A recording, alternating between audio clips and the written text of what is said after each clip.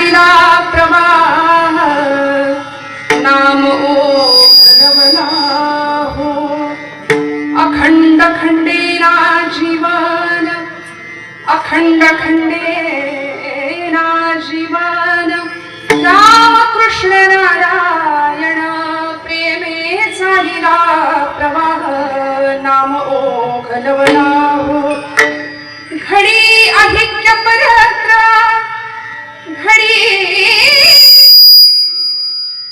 अधिक्य परत्र तुका म्हणे समतीर प्रेमे चालिला प्रवाह नाम ओघलवला हो पांडुरंगा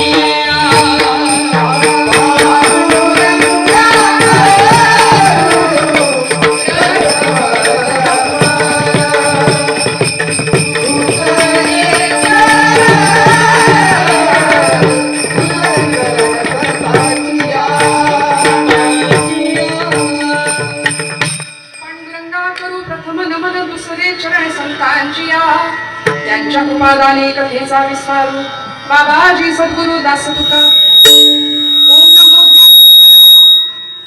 करुणा करा दयाळा तुमचा अनुग्रह लाभलो पावन झालो चराचरी वचन ऐका कमळापती माझी रंकाची विनंती कर जोडी तो कथे काळी आपण असावे जवळी घेई घेई माझी भाक जरी का मागेन आणिक कर जोडी तो कथे काळी आपण असावे जवळी तुकया बंधू म्हणे देवा शब्दई तुका चिराखावा कर जोडी तो कथे काळी आपण असावे जवळी समचरण सरोजम सांद्र नीलांबुदाभम जघन निहित पाण्यं मंडनं मंडनानां तरुण तुलसी माला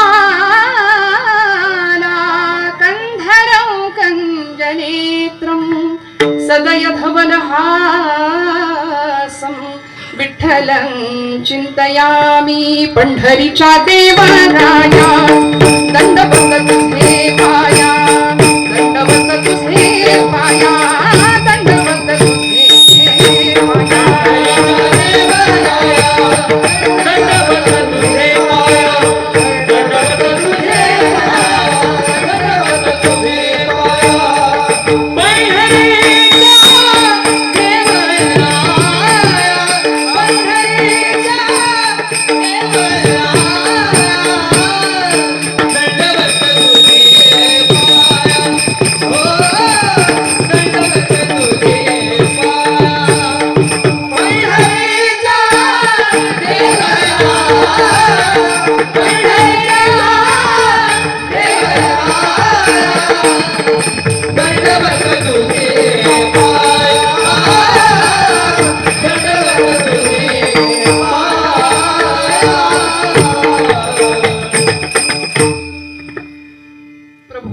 महेशाची या मूर्ती मी दुबळा अर्जितसे भक्ती बोल जरी गंगावती तरी स्वीकाराती. परमेश्वर स्वरूप उपस्थित सर्व श्रोतृवृंदांच्या हृदयस्थ परमात्म्याला अत्यंत श्रद्धापूर्वक भावानी नमस्कार करते, नतमस्तक होते. प्रस्तुत कीर्तन रूपी सेवेकरता निवडलेला अभंग हा वैराग्य राग रसिक भक्तीचे मूर्तिवंत पुतळे, भक्तीचे वल्लभ आचार्य असलेले जगद्गुरु परमपूजनीय प्रातस्मरणीय संत श्रेष्ठ श्री तुकोबारायांचा गाथेमधील अत्यंत सुंदर असा 4 चरणांचा उत्कृष्ट भाव व्यक्त करणारा, की ज्या भावामध्ये जगद्गुरु तुकोबारायांना आत्मसाक्षात्कारानंतर मिळालेला आनंद आणि त्या आनंद साम्राज्याचे धनी झालेले तुकोबाराय आपल्याला आलेली अनुभूती या अभंगातून व्यक्त करतात. विठ्ठल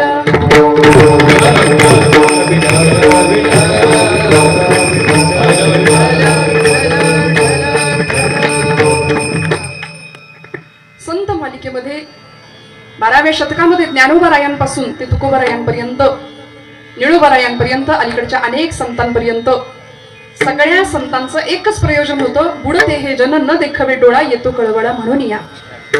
ज्ञानोबारायांना जीवनाचं प्रयोजन विचारलं तर माऊली म्हणतात, माझं येणं या करताय आनंदाचे आवारू मांडू जगा. या जगामध्ये फक्त आनंदाची पेरणी करायला आम्ही आलोय. आणि आज आपण इथे सगळे उपस्थित आहात. या प्रांगणामध्ये अखिल भारत सेवा अभियान अंतर्गत असलेलं हे छोटंसं छान गुरुकुल, 40-45 विद्यार्थ्यांचं गोड असं गुरुकुल आहे. आणि या गुरुकुलाचं सगळं रक्षण करायला किंवा सांभाळायला किंवा इथं सगळी जबाबदारी स्वीकारायला मला असं वाटतं हरिभक्तीपरायण तुकाराम महाराज मुरुमकर आणि आमच्या जानकी बहिणी खरंच रामसीता रामजानकी आहेत. किती आनंद आहे. बघितल्या मला असं मी स्वामीजींना म्हटलं सुद्धा की इथं आल्यानंतर या भूमीमध्ये पहिलं पाऊल ठेवल्यावर काहीतरी खूप सुंदर सकारात्मक ऊर्जा जाणवली. आणि हे फक्त तोंड देखलं नाही तर आतून आलेली अनुभूती अंतरीचे धावे स्वभावे बाहेरी या न्यायाने परम आदरणीय हरिभक्तीपरायण प्रातस्मरणीय परम आदरणीय परमश्रद्धेय श्री चित्प्रकाशानंद स्वामी महाराज आज त्यांचंही गोड असं दर्शन मला माझ्या वाट्याला आलं.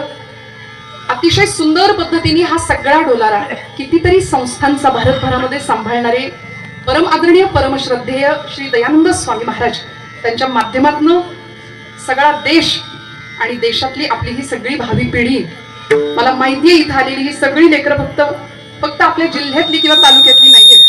ही सगळी लेकरं लांबलांबची आहेत. खूप मोठा त्याग स्वीकारून जीवनाच्या या वाटेवर आली आहेत. आणि म्हणून मला हा अभंग आज निवडावासा वाटला की संतांनी स्वतः जो आनंद साम्राज्याचा अनुभव घेतला, आनंद साम्राज्याच्या शिखरावर विराजमान झाले, तो आनंद आपल्याला मिळावा याकरता जीवन अंतःकरण तळमळलं. आणि या लेकरांना असाच जीवनातला आनंद प्राप्त व्हायचा आहे. त्यासाठी ही त्यांनी निवडलेली वाट अत्यंत दिव्य आहे, पवित्र आहे. म्हणून या लेकरांसाठी, या संस्थेसाठी, या गुरुकुलासाठी एकदा जोरदार टाळ्या वाजवा. कुणीतरी महात्म्याच्या प्रेरणेने, कुणीतरी महात्म्याच्या आशीर्वादाने आज स्वामीजींच्या सहवासात म्हणजे स्वामीजी अखंड 8 केंद्रांमध्ये फिरतायत. पण आजच्या दिवसासाठी स्वामीजी इथे उपस्थित राहिले. परमादरणीय मुरुमकर महाराजांनी चालेत दैवते दादांकडे येऊन त्यांनी ह्या कार्यक्रमाची तारीख माझ्याकडून मागितली होती. आणि माझ्या परम भाग्याने आपल्या सगळ्यांच्या दर्शनाचा योग माझ्या वाट्याला आज आलाय. इतक्या सगळ्या आनंददायी वातावरणामध्ये गोड अशा या सगळ्या टाळकऱ्यांसोबत संप्रदायाचे निष्ठावंत वारकरी, साधक, नामधारक, उपासक, ज्ञानेश्वरीचे, प्रस्थानत्रीचे सगळे अभ्यासक, आपण सर्वच मंडळी ज्येष्ठ आहात, श्रेष्ठ आहात. माझा मातृतुल्य, भगिनीतुल्य सगळा वर्ग, बंधुतुल्य, पितृतुल्य सगळ्यांच्या चरणारविंदी कृतज्ञतापूर्वक वंदन करते.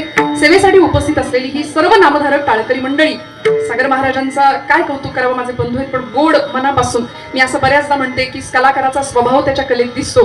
त्यामुळे गोड प्रामाणिक गायन आणि भगवंताला आवडेल अशी गोड कला मनापासून नमस्कार करते. आमचे महाराज आहेत, सगळ्यांच्या नावाचा उल्लेख नाही करता येणार. इकडे शुभम महाराज आहेत, गोड वादन आहे. मी बऱ्याचदा असं गमतीने म्हणते, इकडे या महाराजांना सुद्धा वंदन करते.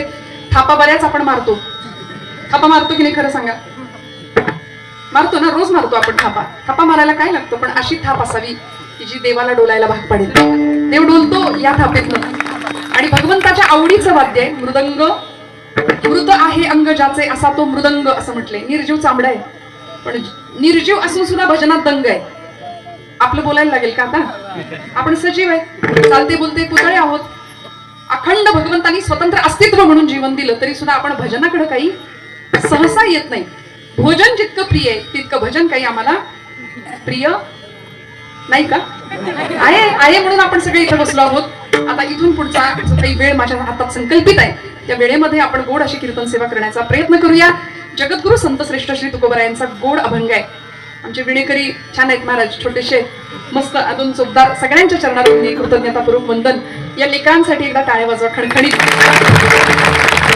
आणि दादांची ध्वनी व्यवस्था त्यांच्यासाठी सुद्धा टाळ्या. सगळ्या संतांनी आम्हाला दिलेला एक मार्ग आहे, तो राजमार्ग आहे बरं. आणि मनुष्य जीवन तो राजमार्ग सोडून दुःखाचा मार्ग का निवडतो याचा कधी कधी प्रश्न पडतो. ज्या प्रपंचामध्ये, ज्या ऐहिकामध्ये मुळात दुःखच सगळीकडे भरलेलं आहे, हे सगळ्या संतांनी ओरडून सांगितलंय, जीव तोडून सांगितलं. आचार्यांनी, मनुस्मृतिकारांनी आम्हाला धर्माचे 4 आधार देऊन टाकले. वेदोखिलम धर्ममूलम स्मृतिशीले च तद्विदाम आचारश्चैव साधूनां आत्मनः तुष्टिरेव च. धर्माचे आधार सांगून दिलेत आम्हाला. वेदोखिलम धर्ममूलम स्मृतिशीले च तद्विदाम. वेद प्रामाण्य, वेद प्रमाण राहिले, वेद प्रमाण ठेवले. त्यानंतर स्मृतिशीले च तद्विदाम, स्मृतिशास्त्र ग्रंथ. त्यानंतर साधू संतांचा आचार. आणि चौथी गोष्ट आहे धर्माचा आधार, आत्मनः तुष्टिरेव च, स्वतःच्या आत्म्याचं समाधान. बघा, या 4 आधारांवर आमचा धर्म आहे. शास्त्रकारांनी, स्मृतिकारांनी आम्हाला धर्माचे आधार सांगितले. मग आमचा धर्म जर या 4 गोष्टींवर पेललेला आहे, उभा आहे, तर आम्हाला सुद्धा याच्या पलीकडे, या प्रवाहाच्या विरुद्ध जाऊन आम्हाला चालणार नाही. आणि म्हणजे काय, विधी निषेधात्मक जी व्यवस्था आम्हाला आमच्या पूर्वसुरींनी घालून दिली त्याला आम्ही धर्म म्हणतो की नाही? सोपं आहे. धर्माची व्याख्या फार अवघड नाही. अनेकांनी धर्माच्या व्याख्या केल्या. जो आमचं रक्षण करतो त्याचं आम्हाला रक्षण करायचंय, जो प्रजेची धारणा करतो तो धर्म आहे. धर्म ही अफूची गोळी आहे असं म्हणणारा कार्ल मार्क्स सारखा एक तत्ववेत्ता इथे येऊन गेला होता. मी गमतीने म्हणते बहुतेक अफू खाऊन केलेलं ते विधान होतं. असं नाही, धर्म आई सारखा आहे. धर्म आई, आम्हाला वाटतं काहीतरी कठोर आहे, कठोर आहे धर्मशास्त्र, त्यापेक्षा त्या फंदात पडलेलंच न बरं, आपण आपल्या मार्गाने चालूया. हिंदू म्हणून असताना कपाळाला गंध, मुखामध्ये मंत्राचा नामाचा स्पर्श, मनामध्ये अतीव अशी श्रद्धा, आणि वेळ आली तर हातात शस्त्र घ्यायची तयारी. या 4 मुद्द्यांवर आम्हाला लक्ष केंद्रित करावं लागेल. म्हणून तुकोबराय सुद्धा म्हणतात, पाखंडांचं खंडन करावं लागेल वेळ आली तर.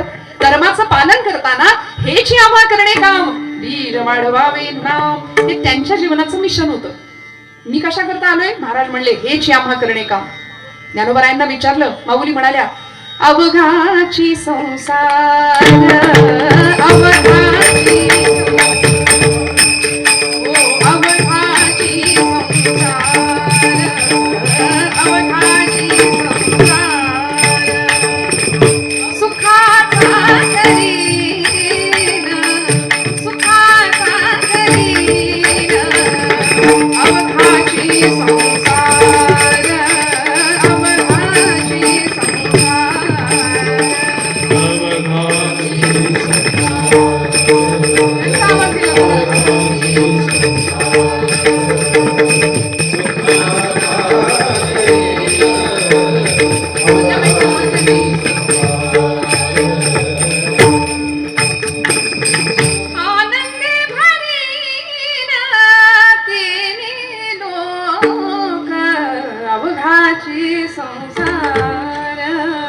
अवघाची संसार आनंदे भरीन तिन्ही लोक. हे ज्ञानोबरायांच्या जीवनाचं प्रयोजन. मी सगळा संसार सुखाचा करणार आहे. इथं येऊन आमचा संसार आणि संतांचा संसार वेगळा आहे. इथं येऊन मला जगाचा संसार करायचा आहे, प्रपंच सुखाचा करायचा आहे.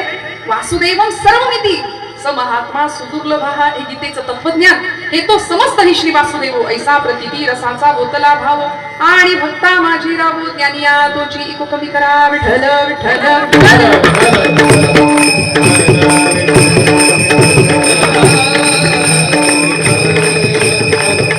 ज्ञानी भक्ताचं वर्णन ज्ञानोबरायांनी केलं, सगळ्या संतांनी केलं. जीवनाला येण्याचं प्रयोजन ठरलं होतं, मिशन ठरलं होतं. सध्या आमचं मिशनकडे महत्व नाही. मिशनपेक्षा कशाकडे लक्ष आहे?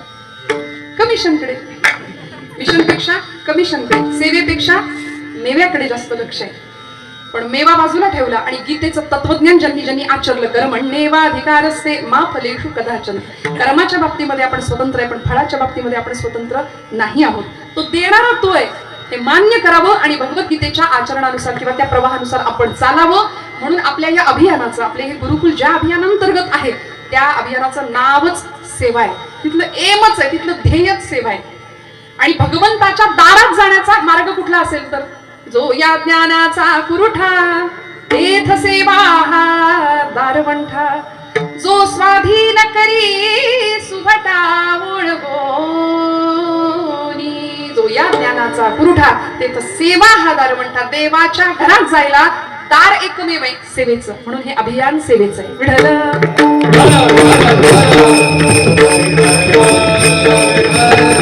कुठली सेवा करायची, काय मिळणार आहे त्याच्यातून, जगाची सेवा करून काय मिळणार आहे. स्वामी विवेकानंद ज्यावेळी रामकृष्णांच्या समोर बसले ना, त्यावेळी रामकृष्ण परमहंसांना पहिल्यांदा भेटले स्वामीजी. उच्च शिक्षण घेत होते, नरेंद्र नाव होतं. आणि रामकृष्ण परमहंसांना पाहिल्यानंतर रामकृष्णांनी सांगितलं दक्षिणेश्वरला ये एकदा. कालीमातेचे पुजारी होते रामकृष्ण परमहंस.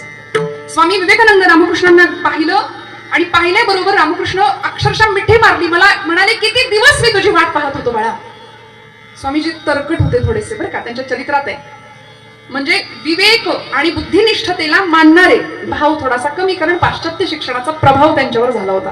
पाश्चात्य शिक्षणामुळे तरकट स्वभाव बनला होता. तुकोबराय म्हणतात नको नको देवा तार्किकांचा संग, तरकट माणसाची संगती फार बरी नाही. यात काही नाही त्यात काही नाही, करणाऱ्या माणसाला पण ते म्हणतात कशाला करता, काय मिळणार आहे ते करून. अरे बाबा तुम्ही करू नका बरं का. गीता सांगते बुद्धिभेद करणं एखाद्याचा फार घातक आहे, ते चांगलं नाही.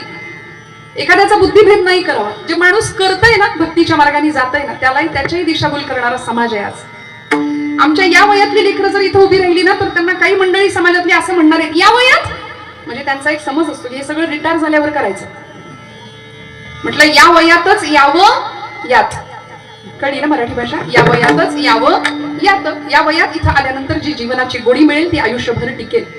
आपण कुठल्याही प्रवासाला जाताना एक मॅप बघतो. आता गुगल मॅप सगळ्यांना लागतोच. मी पण लोकेशन मागून घेतलं महाराजांना, नाही का. सगळ्यांना लोकेशन शिवाय काही नाही. मॅप ती गुगल मावशी आपल्याला रस्ता दाखवत असते, बरोबर. आमच्या जीवनाचा प्रवास जर करायचा असेल तर आम्ही जो ऍटलॅस घेऊ, आम्ही जो नकाशा घेऊ, आम्ही जे काही साधन घेऊ, तो नकाशा किती योग्य असला पाहिजे, आम्हाला योग्य मार्गावर घेऊन जाणार असला पाहिजे ना. तो जर चुकीच्या मार्गावर घेऊन जाईल आणि आपण आंधळेपणाने त्याच्यावर जर चालत राहू तर आमचं नुकसान करायला आम्हीच कारणीभूत आहोत. म्हणून योग्य वयामध्ये हातामध्ये योग्य नकाशा येणं फार गरजेचं आहे. लोकेशन चांगलं मिळालं पाहिजे. आणि माझ्या पांडुरंगाच्या कपाळावरचा टिळा असा आहे ना, तो गुगल मॅपचं चिन्ह, म्हणजे ते साक्षात भगवंत म्हणतो की तुम्ही कुठेही जा, सगळीकडे मी आहे. वृक्षाचे ही पान आले ज्याची सत्ता, राहिली अहंता मग कुठे. कोण तू? तुका म्हणे देखवी ऐकवी एक नारायण, तयाचे भजन चुको नये. तुझी श्रोता वक्ता ज्ञानासी अंजन, सर्व होणे जाणे तुझी हाती. मग तिथं मी संपतो आणि तू संपतो. मी तूपणाची झाली बुळवण, एका जनार्दनी श्रीदत्त ध्यान. तिथं मी आणि तू दोन्ही संपून जातं आणि उरतं काय, अद्वैताचा फक्त आणि फक्त एकमेवा द्वितीय असा आनंद. परब्रह्म कोण आहे त्याची खूण सांगितली. तो भगवंत आनंद स्वरूप आहे. तो भगवंत आनंद स्वरूप आहे. आणि ज्या मार्गाने आम्ही जाणार आहे तो राजमार्ग आहे, तो आनंदाचा मार्ग आहे. दुर्दैवाने तो मार्ग बाजूला करून आज भोगवाद आणि चंगळवाद ज्यावेळी आपण बोकाळलेला समाजामध्ये पाहतो त्यावेळी अंतःकरण तुटतं. आणि मग ही अशी गुरुकुलातली लेकरं पाहिली, त्यांच्या चेहऱ्यावरचं तेज पाहिलं की मग असं वाटतं की अरे खरंच संतांनी घालून दिलेल्या मार्गावर आमच्या पुढच्या पिढीने चालणं किती गरजेचं आहे, किती गरजेचं. आज स्नेह मिलन सोहळा आहे सगळ्यांचा. वर्षातनं एकदा संस्थेचा कार्यक्रम होतो, बरोबर ना महाराज. मी तुम्हाला राम सीता का म्हणाले, ताईंचं नाव जानकी आहे, बरोबर. महाराजांचं नाव तुकाराम आहे. तुकाराम तुकाराम नाम घेता कापे यम. महाराज कबीरांनी सांगितलं होतं तुकाराम तुकाराम दो नाम एक अंग, उनका सेतू भंग या इनका सेतू अभंग. का हो, कारण म्हणाले राम एकच आहे, आत्माराम एकच आहे अंतःकरणातला, पण त्या रामाने बांधलेला सेतू कालवश भंग पावला, पण या रामाने बांधलेला अभंग नावाचा सेतू 450 वर्षानंतर आजही आम्हाला प्रेरणा देतो, आजही आम्हाला एक विचार देतो. आमचं कीर्तन तुकोबांच्या अभंगाशिवाय पूर्ण होऊ शकत नाही. बरं, अभंग करते तुकोबराय काय म्हणतात, तुका म्हणे मज बोलवितो देव, अर्थ भाव गुह्य तोची जाणे. हे महाराज म्हणतात. एरवी तरी मी मूर्खू, हे ज्ञानोबराय 9033 ओव्या लिहिल्यानंतर म्हणतात. आणि आम्ही म्हणतो मी कीर्तन केलं. किती हा विनोद आहे मोठा, बघा ना. आम्ही कीर्तन ऐकलं, आम्ही कीर्तन वाजवलं, म्हणून मी म्हटलं या पलीकडे जाऊन तूची श्रोता वक्ता ज्ञानासी अंजन, या सगळ्यामधून बोलणारा तो आहे, या सगळ्यामधून गाणारा तो आहे. इथे शब्द ब्रह्म आहे, स्वर ब्रह्म आहे, नाद ब्रह्म आहे आणि मग परब्रह्म म्हणून श्रोता आम्ही पाहतो. तुम्ही श्रोते महेशाची या मूर्ती ज्ञानोबराय सांगतात. या दोघांना मी असं म्हटलं कारण पूर्ण प्रपंच हा परमार्थाच्या दिशेने वाटचाल आहे. मला असं वाटतं प्रपंचामध्ये जर नाम असेल ना तर तो प्रपंच सुद्धा श्रेष्ठ परमार्थच ठरतो. नामाशिवाय दुसरं काही नाही. या लेकरांच्या सानिध्यात राहणं, त्यांना घडवणं आणि जीवनाचा एक मोठा त्याग स्वीकारून ही सगळी मंडळी आज इथं आहेत. मला प्रकाश आमटेंची आठवण झाली आता, कारण त्यांचं प्रकाश राखा नावाचं पुस्तक आहे आणि त्या पुस्तकाच्या सुरुवातीच्या पेजवरती प्रकाश आमटे आणि साधना आमटे यांच्याविषयी त्या पुस्तकाच्या सुरुवातीलाच मुखपृष्ठानंतरचं पहिलं पेज त्याच्यावर असं लिहिलंय की भामरागडच्या त्या आदिवासी भागामध्ये ज्यावेळी प्रकाश बाबा आमट्यांचा तो सुपुत्र जीवनपणाला लावलं, उत्तम उच्च शिक्षण घेऊन शहरात राहू शकले असते, सगळं करता आलं असतं, पण हे सगळं त्यागून वंचितांच्यासाठी, ज्यांना नाही समाजाचं सुख घेता येत, अशांच्यासाठी आपलं जीवनातलं सगळं सुख बाजूला सारून आपली चुळबुळकी फोडून तिथं गेले आणि त्या आदिवासी लोकांनी त्या दोघांच्या त्या शिवशक्ती स्वरूपाला बघून त्या आदिवासी लोकांनी केलेले उद्गार आहेत की वनवासामध्ये राम सीता फिरत होते ते बहुतेक असेच असले पाहिजे. हे आमचे राम आणि सीताच आहेत. म्हणजे त्या लोकांना प्रकाश आमट्यांचा त्याग, साधनाताई आमट्यांचा त्याग बघून रामाची आणि सीतेची आठवण व्हावी, जानकीची आठवण व्हावी. मला खरंच ताईंच्या चेहऱ्यावरचं सुद्धा हास्य तेज तसंच वाटलं. इतकं प्रेमळ आहे सगळं आणि ही लेकरं त्यांच्या छायेखाली आज जीवनाचा अत्यंत सुंदर असा प्रवास करायला निघाली आहेत. मग संतांनी घालून दिलेली वाट आहे. गुरुजनांच्या जवळ ज्यावेळी रामकृष्णांच्या जवळ नरेंद्र आले होते, स्वामी विवेकानंद आले होते, ऐका खूप सुंदर चरित्रामध्ये वर्णन आहे. त्यावेळी रामकृष्ण परमहंस तरुण होता, कॉलेज वयीन कुमार होता. स्वामी विवेकानंद तरकट होते, थोडेसे संशय होता जरा, हे काहीतरी खोटं असणार आहे अशा बुद्धीने आले होते. रामकृष्णांनी आपला अंगठा नरेंद्राच्या इकडे आज्ञाचक्रावर गुरुमध्याच्या ठिकाणी लावला आणि नरेंद्र म्हणजे स्वामी विवेकानंद त्यांच्या चरित्रात लिहितात की माझ्या आजूबाजूचं सगळं जग असं फिरायला लागलं, गतिमान झालं, मी, माझं अस्तित्व, माझा देह सगळं कुठेतरी विरघळून जात आहे असं मला वाटलं आणि मी घाबरलो, मी ओरडलो, ठाकूरजी मला मारता की काय, मी संपून जाईल, मला माझे आई वडील आहेत, मला माझं घरदार आहे, असं मी ओरडलो. त्यावेळी हसले रामकृष्ण परमहंस, तो स्पर्श काढून घेतला आणि म्हणाले घाबरलास ना वेड्या, इथं कशा करता आलायस, देवाला बघायला ना. पहिला प्रश्न काय विचारला होता स्वामीजींनी, चरित्र आपल्याला माहिती असेल, नरेंद्रांनी रामकृष्ण परमहंसांना पहिला प्रश्न विचारला होता, कारण ते कुठलाही साधू संन्यासी वैरागी बघितला की पहिल्यांदा विचारायचे देव बघितलाय का, कारण देव नाही हे इंग्रजांचं तत्वज्ञान होतं ना. काय हिंदू लोक देवपूजा करतात, कर्मकांड करतात, सगळं थोतांड. हिंदू देवदेवतांना नावं ठेवणं हेच त्यांचं काम आहे आणि आजही ख्रिस्ती मिशनरी आजही आपल्या भारतामध्ये तेच काम करतायत. अनेक भाग आहेत, प्रचंड मोठ्या प्रमाणामध्ये धर्मांतरण होत आहेत. शाळेतल्या पोरांना सांगितलं जातं तुमचा देव दगडाचा पाण्यात बुडतो, आमचा देव लाकडाचा पाण्यावर तरंगतो, बुडतो तो तुम्हाला काय वाचवणार आहे. लगेच आमच्या पोरी टिकल्या काढून टाकतात, लगेच आमची पोरं धर्मांतरण करायला तयार. कितीतरी मोठी शोकांती काय आज हिंदू धर्मावर धर्मांतरणाची. ख्रिस्ती मिशनऱ्यांना रोखण्याचं काम स्वामी विवेकानंदांनी त्या काळात खूप केलं होतं. रामकृष्ण परमहंसांना पहिला प्रश्न त्यांनी विचारला होता तुम्ही देवाला पाहिलंय का, पहिला प्रश्न होता.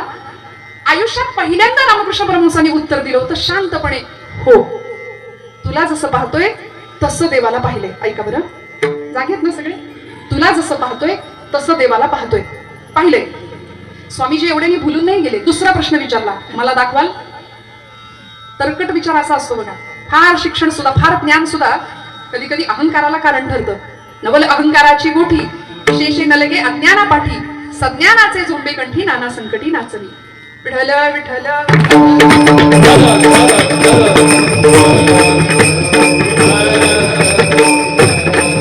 स्वामी विवेकानंदांनी दुसरा प्रश्न विचारला होता तुम्ही देवाला पाहिलंय, मला दाखवाल का.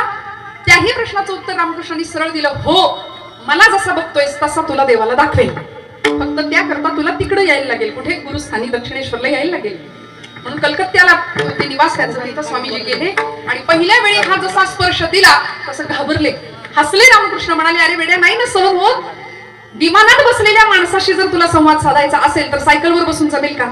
पहिली गोष्ट, सोनं मोजताना किती काळजी घ्यावी लागते, सोनं मोजताना किती काळजी घ्यावी लागते.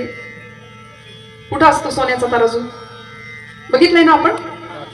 बोला सगळे, खूप शांततेत ऐकता आहात, मला उत्तर द्या. सोन्याचा तराजू कुठे असतो, काचेच्या हवाबंद पेटीमध्ये असतो. आता इलेक्ट्रिक मशीन आहे पण तरी सुद्धा काचेची पेटी असते. का सोनं मोजायचंय, बरोबर ना. धुळीचा एक कण पडला तरी वजनात फरक आहे, मोजायचंय काय, सोनं. आता हा नियम कोळशाला आहे का, कोळसा मोजायला हा नियम आहे का जिथं सगळं काळच करायचं असतं? कोळशाच्या तराजूला हा नियम नाही, पण सोनं मोजायचंय ना. आणि देव तसाच आहे, देव तसाच आहे. देवाला पाहायचं असेल तर किती पूर्वतयारी करावी लागेल. म्हणून प्राथमिक अवस्थेपासून योग, ध्यान, धारणा, नामस्मरण अत्यंत तयारी करून घेतली आणि एक दिवस निर्विकल्प समाधीचा अनुभव दिला. कुणाला कुणाला? स्वामीजींना. कोणी? रामकृष्ण परमहंसांनी निर्विकल्प समाधीचा अनुभव दिला. कितीतरी वेळ समाधी अवस्थेमध्ये स्वामी विवेकानंद होते आणि तो स्पर्श पुन्हा काढून घेतला. स्वामीजी म्हणाले, महाराज मी किती आनंदामध्ये होतो, मी आनंद साम्राज्याच्या शिखरावर विराजमान होतो, मला आता जगाची पर्वा नाही, मी खूप सुखात होतो, का बरं माझा हा आनंद गिरावून घेतला? बघा, त्यावेळी रामकृष्णांनी तो हात काढून घेतला आणि म्हणाले, मूर्खा, हे चरित्रातले शब्द, हे माझे शब्द सांगत नाही, ते म्हणाले, मूर्खा, तू स्वतःला समजतोस तरी कोण? तू एक पृथ्वी तलावर जन्माला आलेला शूद्र किडा आहेस. कारण तू निर्विकल्प समाधीमध्ये रममाण होणार आणि भारतामधली कोट्यावधी जनता दुःखात, दारिद्र्यात खितपत पडलीये आणि तुझ्यासारख्या तरुण संन्यासांनी समाधी सुखात रममाण व्हावं हे तुला शोभत नाही. तू बाहेर पड, भारतातल्या दीनदुबळ्यांची काळजी व्हा, आत्मनो मोक्षार्थम पण जगद्हितायच हे सूत्र दिलं अध्यात्माचं. आणि शिवभावे जीवसेवा हे अध्यात्माचं सूत्र दिलं. प्रत्येक जीवामध्ये शिवाचा अंश आहे असं समजून तू त्यांची सेवा कर. का? तर तुला मिळणारा आनंद हा भगवंतांनी दिलेल्या मेव्यासारखा असणार आहे. तू त्यांची सेवा कर. स्वामीजी बाहेर पडले, 3 वर्ष भारत भ्रमण केलं. परिव्राजक अवस्थेमध्ये भगवी वस्त्र अंगावर चढवली आणि बघा, अखंड फिरणारी ही मंडळी असतात. स्वामीजींचं दयानंद स्वामी असतील, आपले स्वामी असतील, अनेक मंडळी आपण पाहता. ती मंडळी एका जागेवर थांबत नाही. अखंड भारत भ्रमण करावं, अखंड बाहेर पडावं. असो ऐसा कुठे आठवची नाही देहीच विदेही भोगुदशा या अवस्थेमध्ये, परिव्राजक अवस्थेमध्ये 3 वर्ष भारत भ्रमण केलं. असे तू हिमाचल भारत पायदळी घातला, लोकांचं दुःख जाणून घेतलं आणि समजलं की मला यांना आनंद द्यायचा आहे. जे ज्ञानोबरायांचं ध्येय होतं. कन्याकुमारी पर्यंत गेले. कन्याकुमारीचा एक खडक समुद्रातला खुणावत होता स्वामीजींना, पण खिशात पैसे नव्हते. एका नावाड्याला विचारलं, मला त्या खडकावर जायचंय, मला सोडशील का? तो नावाडी म्हणाला, पैसे लागतील महाराज, पैशाशिवाय मी सोडत नाही. स्वामीजींकडे पैसे नव्हते, भगवा वेश परिधान केलेला. स्वामीजी म्हणाले, माझ्या खिशात पैसा नाही, पण माझ्या बाहूंमध्ये बळ आहे. घेतली उडी समुद्राच्या पाण्यात आणि पोहत गेले. तो खडक गाठला. त्या खडकावर 3 दिवस 3 रात्री 72 तास ध्यान धारणा केली आणि भारताला एक द्रष्टा युगपुरुष मिळाला, स्वामी विवेकानंद. गुरुकृपा झाली, जीवनाचं तत्वज्ञान मिळालं, संतांची कृपा झाली आणि आनंद पदावर आरूढ झाले. नावच स्वामी विवेक आनंद. का हो? तो आनंद प्राप्त करून घेतला. जगाला देण्याची इच्छा निर्माण झाली. संतांची अवस्था तीच होती, कारण आपण ज्या ब्रह्मरसाचं सेवन केलं तो रस जगाला द्यायचा असतो हे संतांना माहिती होतं. आपलं तसं नाही. आपण फार लबाड माणसं आहे. आपला प्रपंच कसा सुखाचा होईल, माझंच घर कसं सुखी राहील, मग तिकडं जगाचं वाटोळ का होईना, बांगलादेशी घुसतायत घुसेनात का, धर्माचं वाटोळ होतंय होईना का, शेजाऱ्यांचं वाटोळ झालं तरी चालेल, पण मी माझा प्रपंच आणि माझं घर सुखी झालं पाहिजे. हा फरक आहे तुमच्यात आणि आपल्यात आणि संतांच्यात. म्हणून संतांनी आनंद वाटायचं काम केलं आणि तुकोबराय आत्मसाक्षात्काराच्या एका विशिष्ट टप्प्यावर होते. विलक्षण साधकावस्था संपली आणि सिद्धावस्थेमध्ये तुकोबराय आहेत. भामचंद्राच्या डोंगरावरती एखाद्या वृक्षाच्या बुंद्याशी बसावं. एखाद्या फांदीवर आलेली चिमणी जर पाहिली ना, तर त्या ती चिमणी उडून गेली तर वाईट वाटायचं आणि महाराज तिला म्हणायचे, का ग माझ्या येण्याने तुला त्रास झाला का? किती संवेदनशीलता असते बघा. का ग माझ्या येण्यामुळे तुला त्रास झाला का? तुझ्यातलं आणि माझ्यातलं आत्मतत्व एकच आहे, देह वेगळा आहे. तुझ्यातलं आणि माझ्यातलं चैतन्य तत्व एकच आहे, देह वेगळा आहे. मला असं वाटतं तू माझ्या खांद्यावर येऊन बस, तू माझ्या मांडीवर येऊन बस. आणि परिणाम वृक्षवल्ली आम्हा सोय रे वनचरे, वृक्षवल्ली आम्हा सोय रे वनचरे. त्यांना आवाज आहे बघा.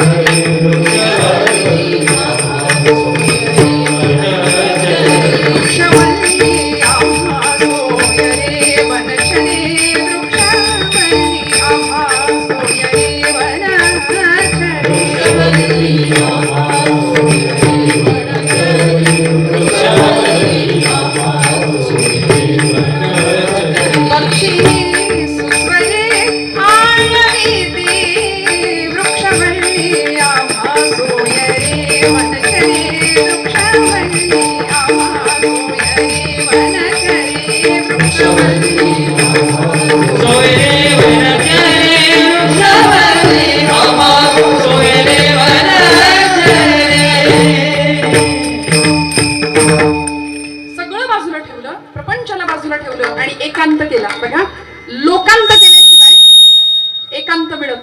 समजून घ्या, लोकांत केल्याशिवाय एकांताची किंमत कळत नाही आणि एकांत केल्याशिवाय हृदयस्थ सीताकांत भेटत नाही. हा संतांच्या जीवनाचा संदेश आहे.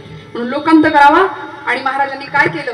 तुका म्हणे होय मनाशी संवाद, तुका म्हणे होय मनाशी संवाद, आपुला जीवन आपणासी वृक्षवल्ली आम्हा सोयरे वनचरे वृक्षवल्ली, आम्हा सोयरे वनचरे वृक्षवल्ली, आम्हा सोयरे वनचरे, आम्हा सोयरे वनचरे.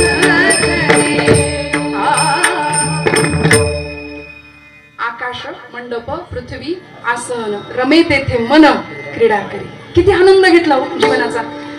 खरा प्रपंच सुखाचा होता का? आनंदी होता का? नव्हता. 12 वर्ष दुष्काळ पडलेली अवस्था पाहिली. पण देवाला म्हणाले, बरे झाले देवा निघाले दिवाळे, परी या दुष्काळी पीडा केली, बरे झाले देवा बाईल कर्कशा. तसं तर सगळ्यांच्या जीवनामध्ये असतं. पटतं का? खरं सांगा, खरं सांगा. प्रपंचामध्ये कुणीच कुणाचं ऐकायला तयार असतं का? नसतं. इथं तुम्ही किती माना हलवा, पण ही वस्तुस्थिती आहे. ज्या प्रपंचाला आपण आपला म्हणतो तो आपला नाहीये.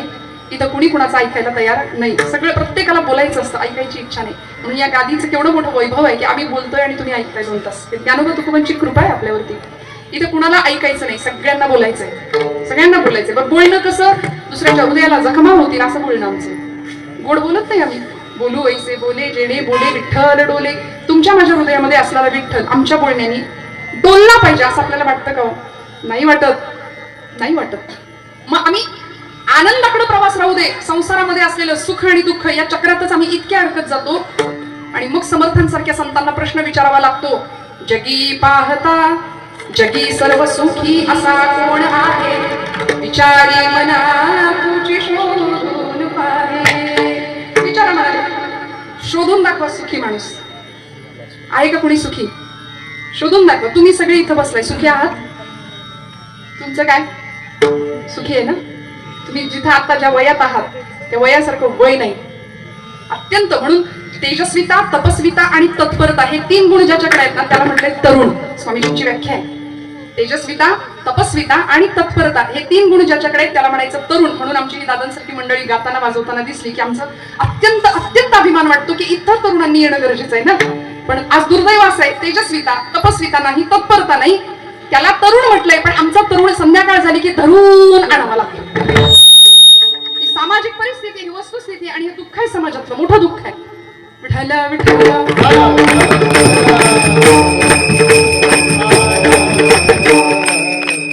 मग या अवस्थेमध्ये आम्हाला सुख आणि दुःखाच्या पलीकडे जायचंय. शीतोष्ण सुख दुःखेषु